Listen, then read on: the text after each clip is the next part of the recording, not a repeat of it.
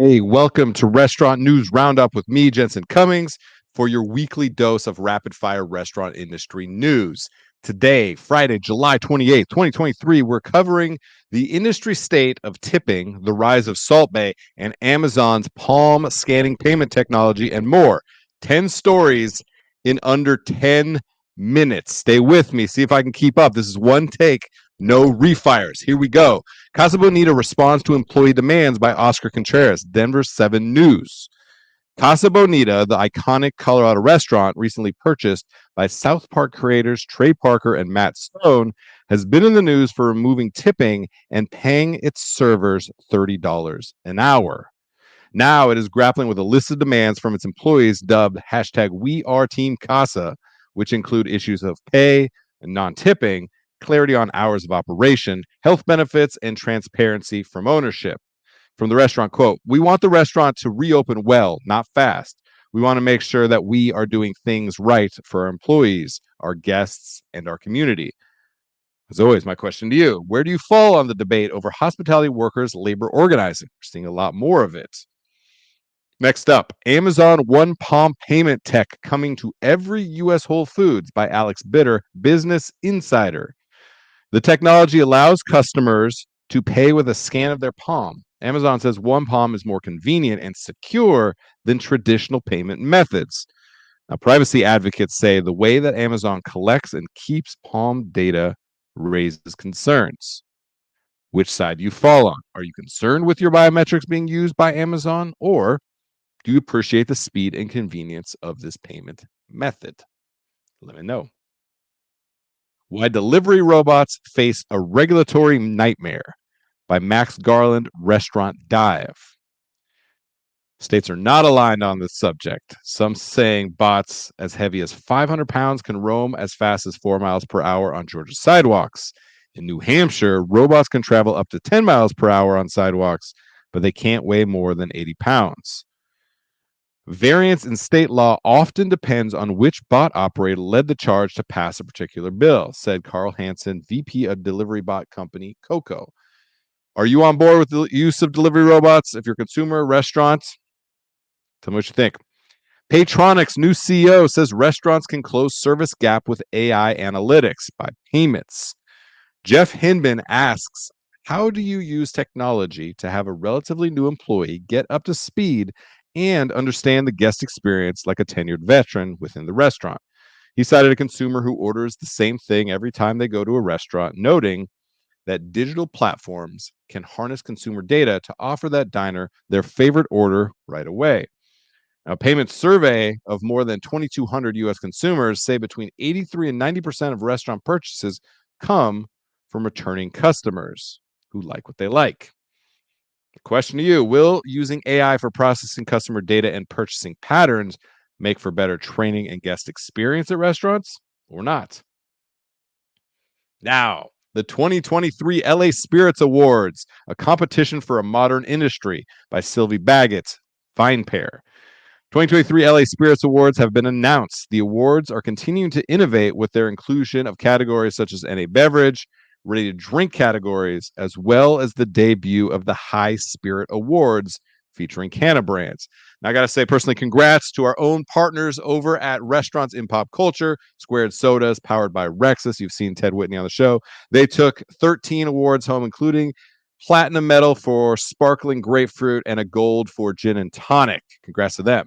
Question, are there standouts or snubs for you in this year's winners? And does this further signal the power shift to cocktail culture over beer culture, as those sales have been eclipsed now? U.S. interstate pork commerce faces uncertain future by Restaurant News Resource. The Supreme Court of the United States has upheld a lower court's ruling to preserve California Proposition 12.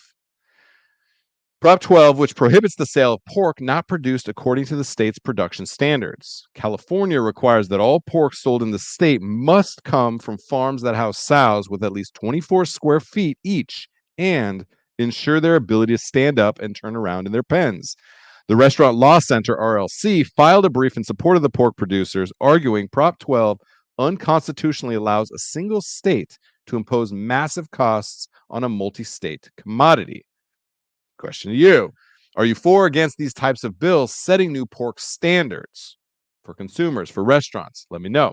Next up, exploring the rise of Salt Bay, his newsret's steakhouse concept by Ben Coley, FSR Magazine. The Turkish-born restaurateur has more than 53 million followers on Instagram.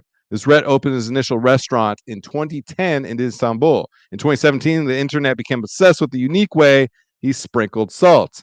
The popularity surge has allowed him to expand his global steakhouse chain. The brand has 31 restaurants in 7 countries with nearly 2,000 employees.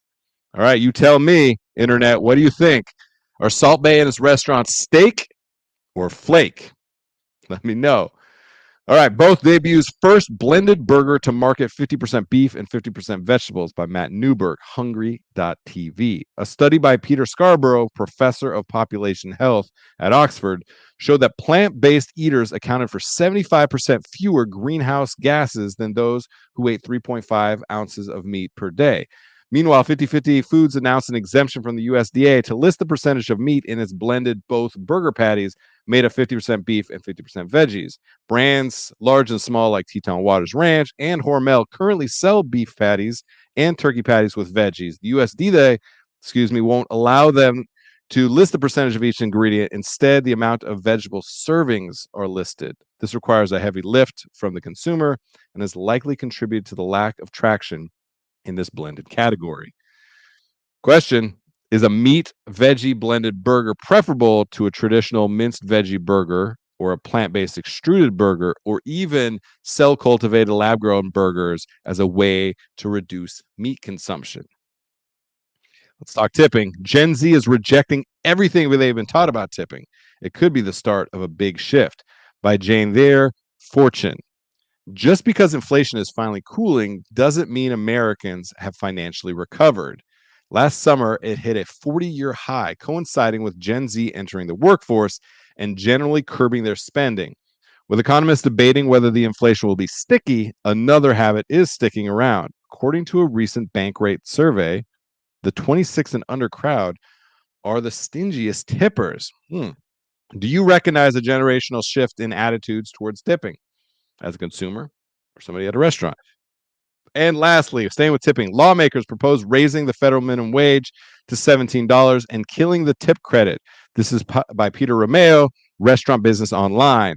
The Raise of the Wage Act of 2023, introduced by Senator Bernie Sanders and Representative Bobby Scott, calls for the raising of the minimum wage for restaurant employees and eliminating the tip credit, starting with a $2.25 an hour bump in the pay floor.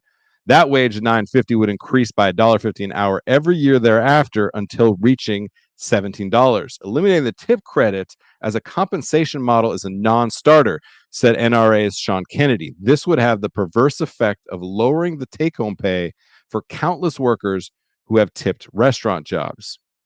Question: what do you think about the proposal to raise the federal minimum wage and eliminate the tip credit? Is this good or bad for the restaurant industry? Okay, in time. How did I do? That was fast. 8.5 minutes. All right, for my personal takes on these stories and more, follow me at Jensen Cummings on all the social platforms. This is produced by Best Served Podcast and available on our Facebook and YouTube pages, 8 a.m. Eastern on Fridays. Whew, that is fast. All right, everybody. I was over 7 seconds last week, so I'm giving you a little bit of time back because the whole mission of this show is really to get you as much news as possible on the topics that are relevant and important to you, to keep you informed and be respectful of your time, get you back to what's actually going to make you money. Please let me know in the comments, DM, hit me up on any of the social platforms. You may see a clip from this episode on the subjects and sectors that you want to see covered and to have more conversations and stories around. That is it for this episode, Friday, July 20th.